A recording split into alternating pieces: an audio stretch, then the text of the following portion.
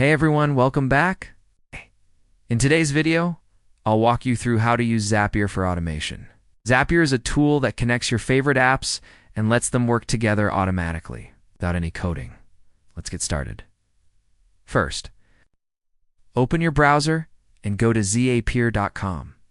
Sign up for a free account if you don't already have one, or log in. Once you're in, you'll see your dashboard. Here, click Create Zap. A zap is just an automation. It connects a trigger in one app to an action in another. For example, let's say we want to save Gmail attachments directly to Google Drive. In the Trigger section, search for Gmail and choose it. They select a trigger. Event, like new email with attachment. Connect your Gmail account and test the trigger. Next. In the Action section, search for Google Drive. Pick an action, such as upload file. Connect your Drive account and set up where you want those files to go. After setting this up, click Test Action to make sure it works. If the test is successful, click Publish Zap, and that's it.